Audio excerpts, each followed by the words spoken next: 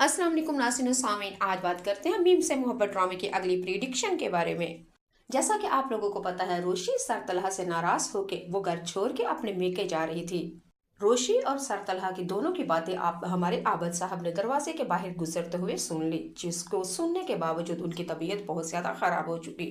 रोशी और सरतलहा की अनबन से हमारे मोहित और सर अंकल आबद की तो तबीयत बहुत ही ज्यादा खराब हो चुकी। मोहित बेचारा तो डर गया है, सहम गया है। वो नहीं चाहता कि रोश इस घर से जाए, क्योंकि उसने मन्नतों और मुरादों से और दुआएं कर करके ये दिन ले आया था कि रोशी मेरे घर में आए और वो भी माँ के रूप में आए। लेकिन खैर, किस्मत ने तो बहुत ही अच्छा किया, और किस्मत जो करती है सबसे बेहतर ही होता है अल्लाह के फजल से।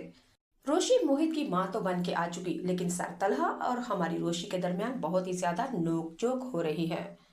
जो सर आबद ये वाली चीजें, अंकल आबद ये चीज बर्दाश्त नहीं कर पाए, और ये बात सुनने के बाद उनको दिल का दौरा यानी कि हार्ट अटैक हो जाता है और वो हॉस्पिटल पहुंच जाते हैं।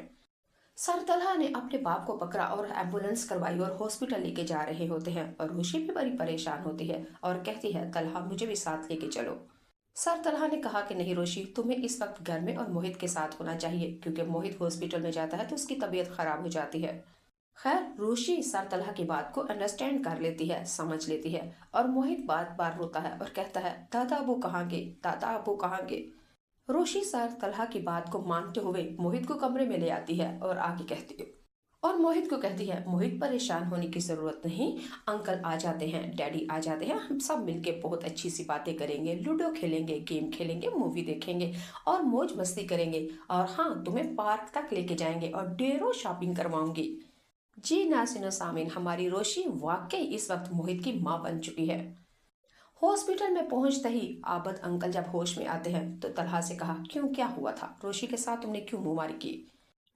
तलहा को सर हमारे आबद साहब ने कहा कि वो बहुत अच्छी लड़की है, उसकी इज्जत करो। शायद तुम भूल चुके हो, तुम उसको बार बार पे ये ताना देते हो कि उसकी शादी शारी के साथ होने वाली थी। अगर तुम रवायती दूसरे लोगों की तरह, टिपिकल मर्दों की तरह उसको अगर ताने देते हो कि तुम्हारी बारात नहीं आई और जबरदस्ती वो तुम्हारे ऊपर थोपी गई है, और तलहा अगर ऐसी वैसी बातें मुझे सुनने को मिली तो यकीन मानो मैं तुम्हारा बाप हूँ, लेकिन तुम्हारे कान भी खींच सकता हूँ और यह हक है मुझे।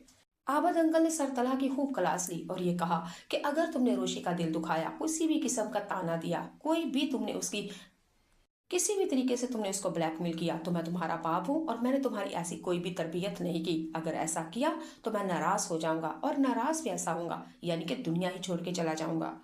तलहा अपने बाप से कहता है कि नहीं, आपको परेशान होने की ज़रूरत नहीं, और मैं आप ही का बेटा हूँ और आप ही ने मेरी तरबियत की है। मैं रोशी से मोहब्बत करता हूँ, मैं दूसरे जाहल